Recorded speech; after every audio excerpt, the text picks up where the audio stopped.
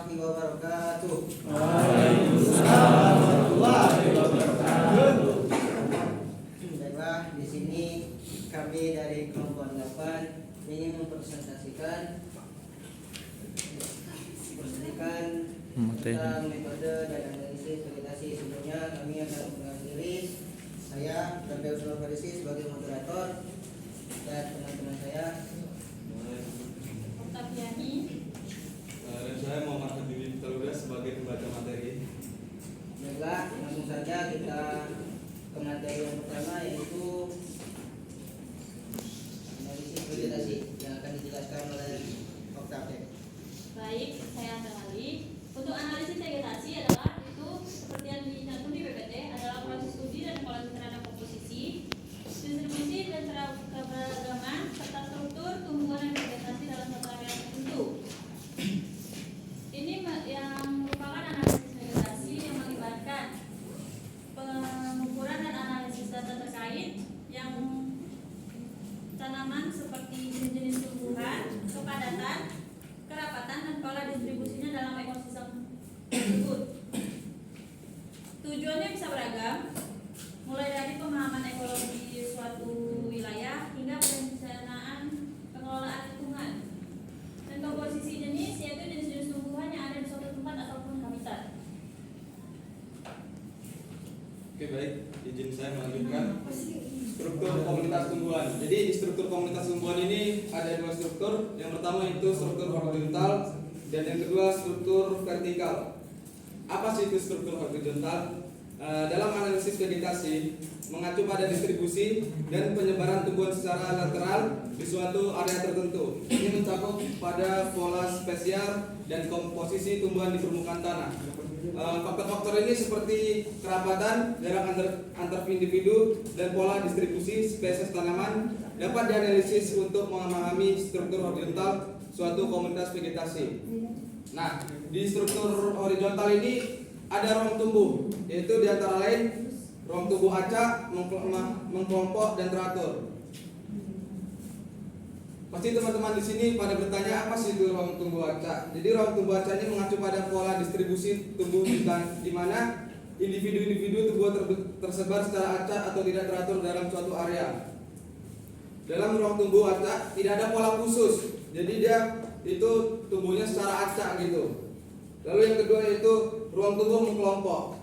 Ini mengacu pada pola distribusi tumbuhan di mana individu-individu tumbuhan cenderung berkelompok atau berkumpul, berkonsentrasi dalam kelompok tertentu di suatu area. Hal ini dapat disebabkan oleh sejumlah faktor seperti preferensi terhadap kondisi lingkungan tertentu, interaksi positif antara individu tanaman, atau adanya faktor lingkungan yang mempengaruhi distribusi spesial.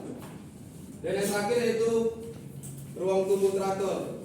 Dia mengacu pada pola distribusi tanah tumbuhan di mana individu tanaman terletak dengan cara yang terorganisir atau teratur dalam suatu area. Contoh pola distribusi teratur meliputi penanaman dalam baris atau pola grid.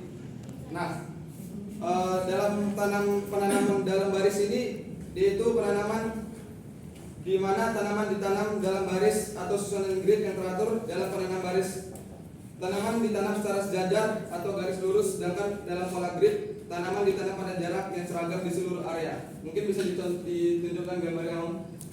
Nah, ini dia contoh tanaman menanam dalam pola baris maksudnya. Lalu yaitu ada strata kanopi tumbuhan dalam pertanian. Ada 3, strata kanopi tinggi, menengah, dan juga tanaman penutup tanah. Jadi strata kanopi tinggi ini pohon-pohon besar menjadi bagian yang menangkap sinar matahari paling banyak. Contohnya itu seperti pohon matoa, pohon mangga, dan pohon-pohon besar lainnya yang cukup besar untuk menyerap sinar matahari. Lalu yang kedua ada strata kanopi menengah. Itu dia tanaman semak seperti tanaman hias yang tumbuh di bawah pohon-pohon besar yang tadi seperti pohon matoa. Jadi dia tumbuh di bawah pohon besar itu, nggak bisa menangkap sinar matahari secara bebas, dia terhalang dari pohon-pohon besar itu. Lalu yang ketiga strata tanaman penutup tanah. Itu dia contohnya seperti tanaman semangka atau penutup tanah lainnya yang tumbuh dekat dengan permukaan tanah dan mungkin terbatas dalam mendapatkan cahaya matahari langsung.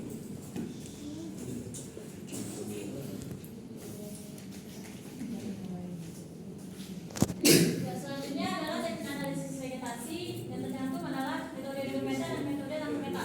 Metode dengan peta itu atau kuadran yang biasa sering kita dengar yaitu kuadran yang pernah kita buat yaitu plot atau grafik. Yaitu adalah salah satu teknik yang digunakan dalam analisis vegetasi untuk mengumpulkan data tentang keberagaman spesies dalam suatu area. Terus selanjutnya metode tanpa peta mengacu pada pendekatan yang tidak menggunakan peta tetap atau peta contoh yang telah ditentukan. Dia kayak kita memilih lokasi sampel secara acak di lapangan. Tapi ini kalau kita buat metode tanpa peta itu memiliki waktu yang lama